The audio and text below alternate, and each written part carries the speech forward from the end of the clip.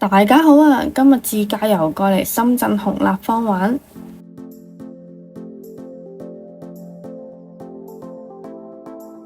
深圳紅立方係龍崗區一個文化地標，由科學館、青少年館、公共藝術及城市規劃館三個部分去組成。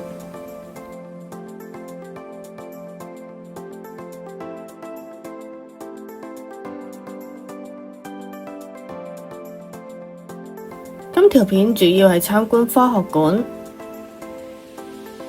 科學館係免費入場㗎，你要喺深圳紅立方微信公眾號嗰度預約。除咗預約科學館之外，仲要記得 book 呢個 idea 樂園，因為 idea 樂園係成個科學館最好玩嘅地方。我哋留低最尾一齊去玩。科學館分咗5大展區，而家喺負一層，叫環宇之夢，主題係關於探索宇宙嘅奧秘，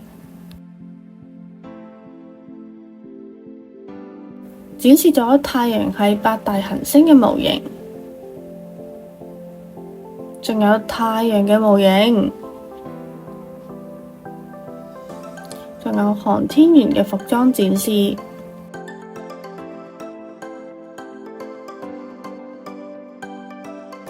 仲有一啲體驗式嘅設備，不過感覺呢就有啲殘舊。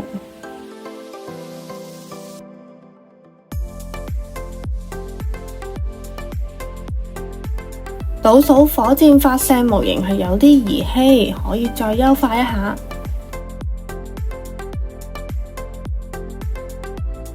之後行去第3層，科創之路同生命之謎。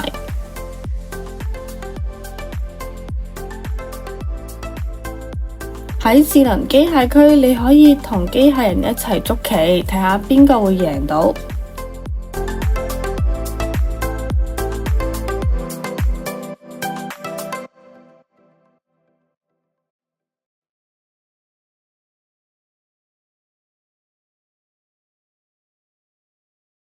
仲會展示智能3D 打印機，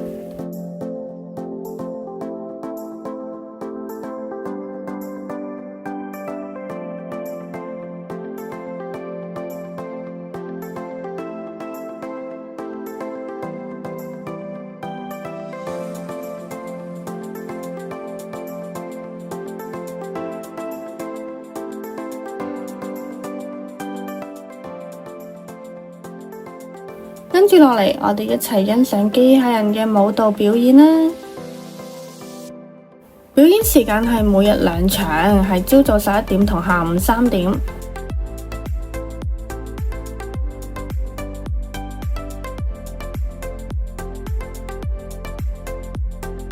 隔籬仲有一條機械魚，都好吸引人注意。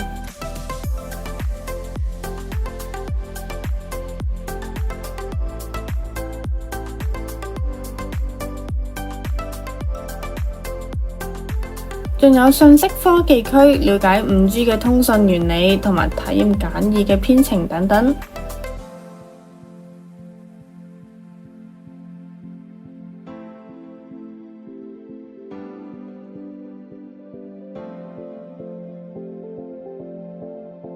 電動汽車嘅組合模型。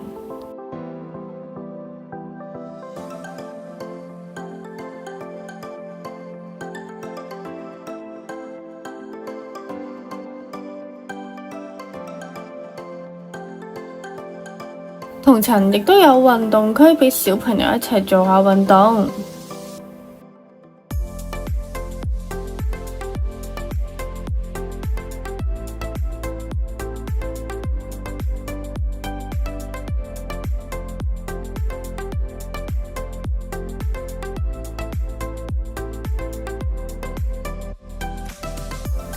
跟住參觀嘅主題就係生命之謎。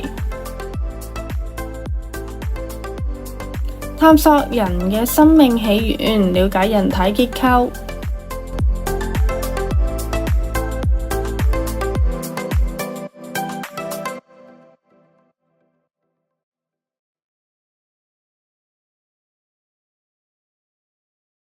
人類大腦嘅骨骼模型。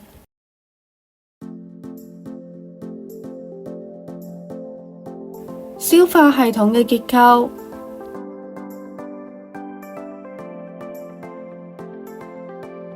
最尾嚟到4樓關於力學嘅展示，可以喺開放嘅時間體驗呢個360度嘅自行車。想玩呢個設備，記得要提前諮詢工作人員嘅開放時間啦。同層仲配備咗好多展品，可以手動操作實驗去了解力學。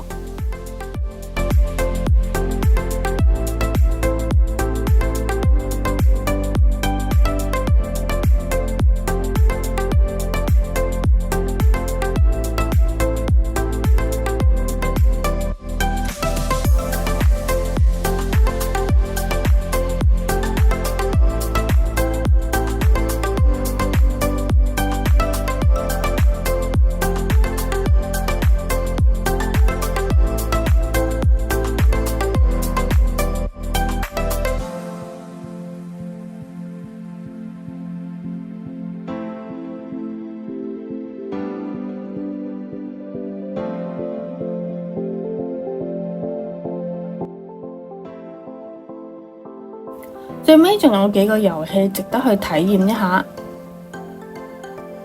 首先係呢個時空隧道，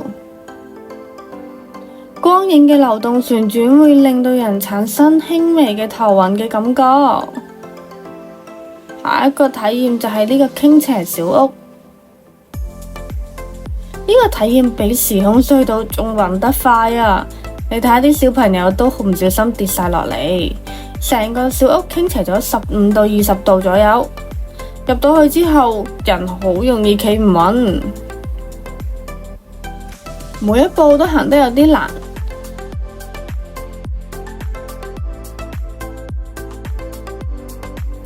最尾係颱風小屋同埋地震小屋，呢兩個項目都係要排隊嘅形式同埋限時開放㗎。所以大家要提前知道開放嘅時間之後去做安排啦。由於今次兩個小屋係同時開放，加上排隊嘅人太多啦，所以我哋今次淨係體驗咗地震小屋。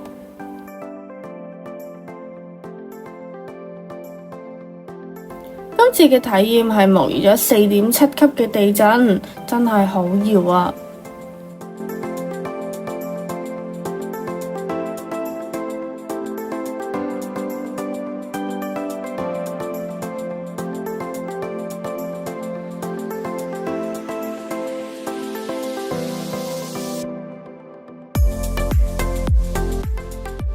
遊戲仲未完㗎，精彩嘅部分留到最尾。而家玩嘅就係 Idea 樂園，記得要預約先可以玩㗎。每日有3場，每場嘅遊玩時間就2個小時，好充足。Idea 樂園有年齡限制，適合1到7歲嘅小朋友嚟玩。仲要記得着防滑襪。呢個樂園好大，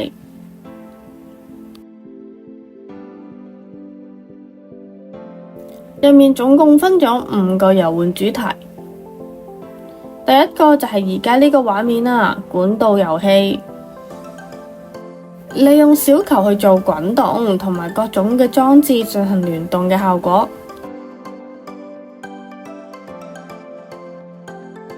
呢個係最受小朋友歡迎嘅遊戲。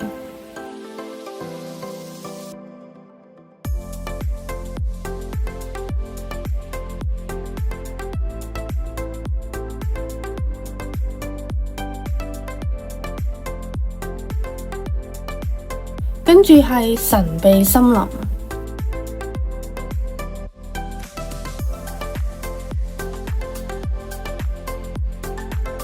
可以等小朋友探索昆蟲同埋穿越樹屋。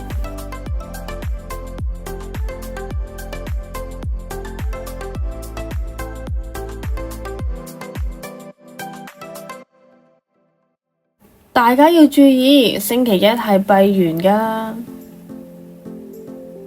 另外，停車場都非常之友善，第一個鐘係5蚊，之後1個鐘係1蚊，所以自駕遊嚟玩係非常之好㗎。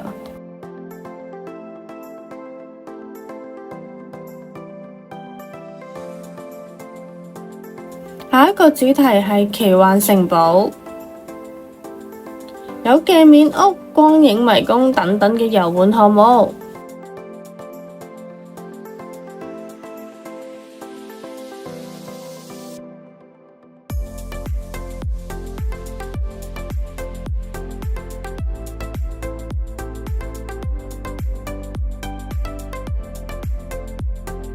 跟住最後一個主題就係歡樂海洋，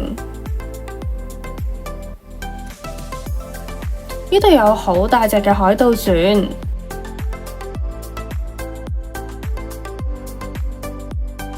上滑梯落去就係海洋波波池。